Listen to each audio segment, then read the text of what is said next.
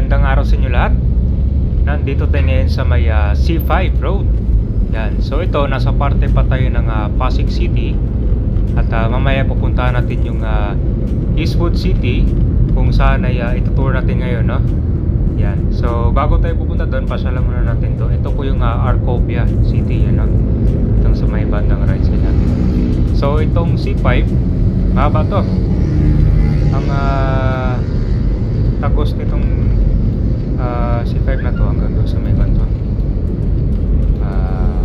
UP, abutin pa yan doon, no? So ngayon, sa mga bago sa channel pala natin, kasi meron tayong kababayan nun na nagre-request itong Eastwood City pala. Okay, so ang developer nito ay yung Mega World Corporation. Yan, so may 18 hectare yung papasal natin namaya, kung saan ay napakaganda na yun, kasi isa yun sa pinaka largest business processing outsourcing o yung tinatawag na BPO na dito sa Eastwood City. So sa mga bago pala, itong Eastwood City guys ay located siya sa may Quezon City. Yan. So ngayon itong dinadaanan natin ang C5, kung saan ay madalas ito rin yung dinadaanan ng mga tao pag gusto nilang umiwas sa EDSA, di ba? Kaya lang, bukas na yung Metro Manila Skyway Stage 3, so nababawasan na yung mga sasakyan na dumadaan sa EDSA at sa C5.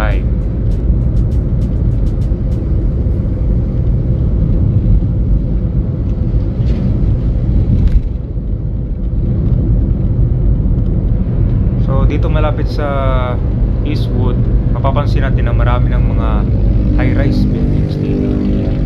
Meron talaga pag palapit na siya sa may central area, kung saan na yun napaka sikat na tayong pasyalan. So yung makikita din natin namaya, hindi lang kasi business community yung Eastwood City, kundi isa rin itong residential community, kung saan ay makikita natin napakaraming mga high-rise residential towers doon. Ewan ko lang kung magkano ang per unit doon, pero alam ko pinakamura yata nasa 5 to 10 million per unit na makakuha doon. Kasi kanyan, habang tumatagal kasi nagmamahal yung mga value yan. Alam nyo naman kasi na nagbo-boom na itong C5 dito, lalo na malapit sa may Eastwood City, no? Yan, so ito malapit na tayo. Yan, nakikita nyo yung mga building yan na yan, Eastwood. So pansin nyo yung mga footbridge nila kulay blue din, di ba? Kasi ito, nasa parte na tayo ng Quezon City, di ba? Alam niyo naman pag sa Quezon City, di ba, yung mga footbridge nila pinipinturahan nila ng kulay blue, di ba? Na-update na natin yung iba, lalo na dun sa Quezon Hub.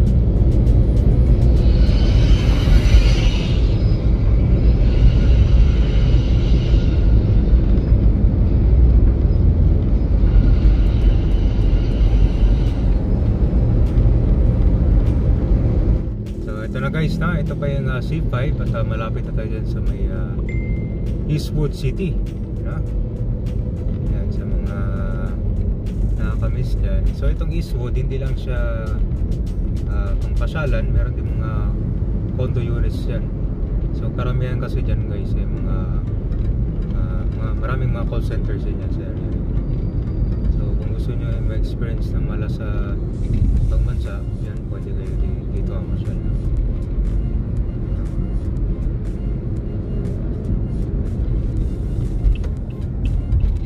Sa nagustuhan ko dito yung design nila, napaka modern na.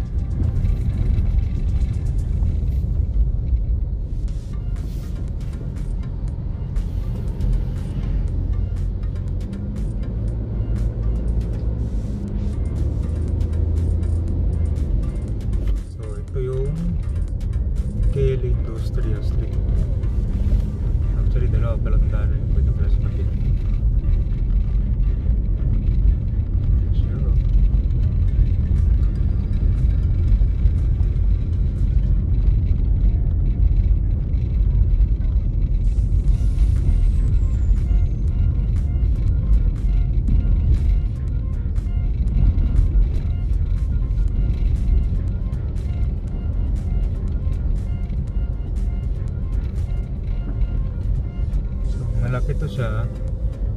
Kaya dito na lang tayo guys, ikot-ikotin natin kasi kung lalakarin to, ang haba. Nilakad ko na dati to eh, that's conscious. Hindi natin makita yung kilat.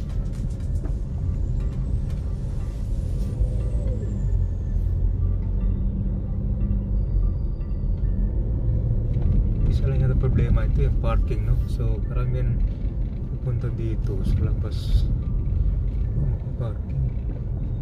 Kasi napupuno madalas eh. Ito mayroong parking dito.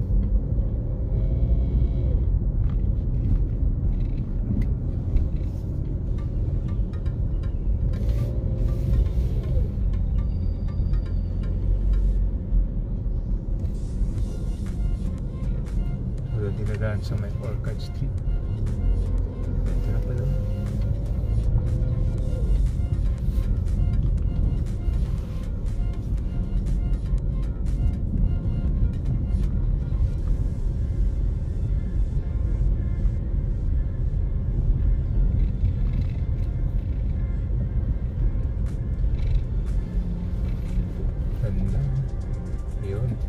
Itong gitna na yan, ito yung pag meron silang events dito ginaganap. Sarado ngayon. Maganda niya kasi meron yung changi-changi dyan eh. May mga souvenir na binibenta nila.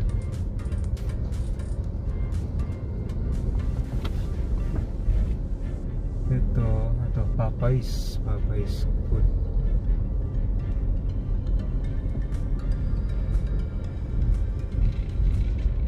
Sana eh, meron silang shuttle bus dito. Wala ba ito? Renovation bus ito. Ayan, ito na guys yung mga building ng ganda.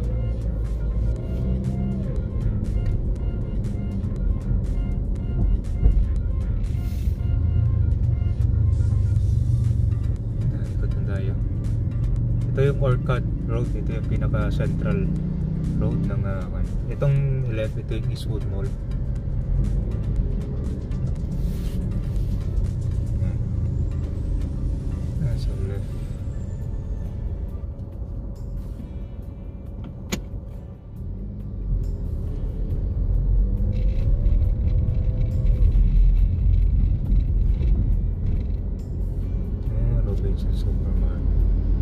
Food Junction.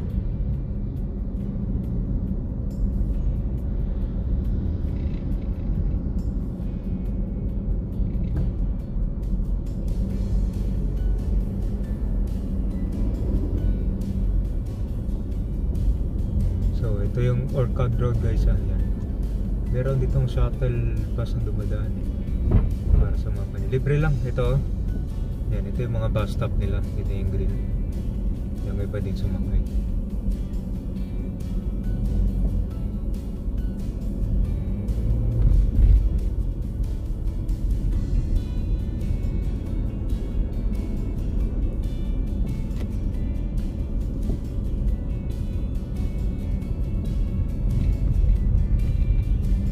Ayan, ikot na tayo.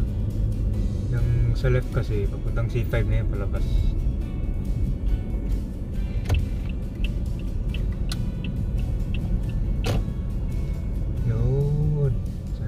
Ito yung tourist area kung saan nagpapapicture mga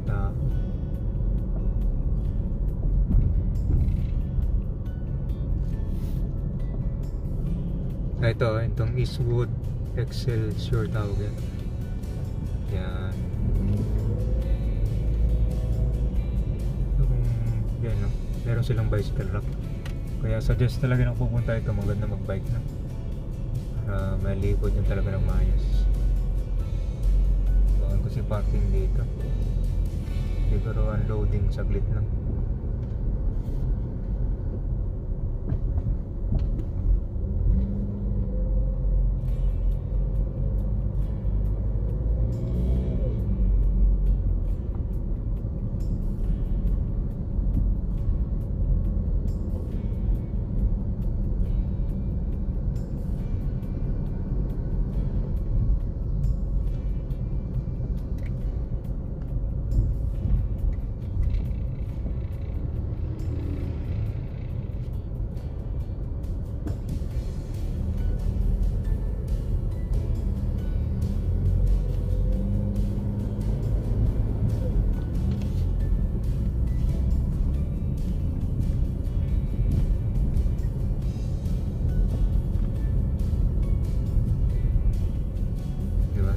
bicycle rack.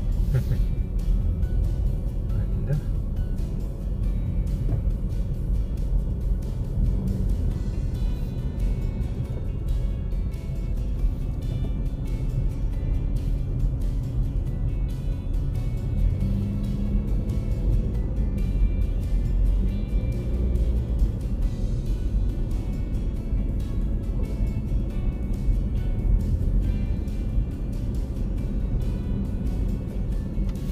So ito, nasa Eastwood Palm Tree Avenue pa tayo. Doon pupunta natin yung Kehl Industrial Street. Dito tigaling kanina kasi lalabas. Ayan na.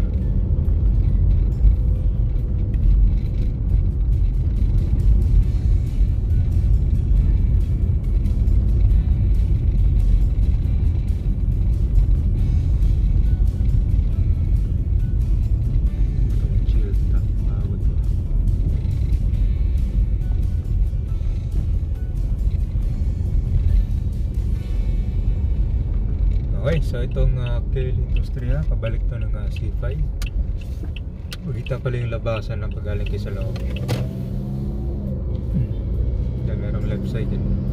Pagpunta nga C5.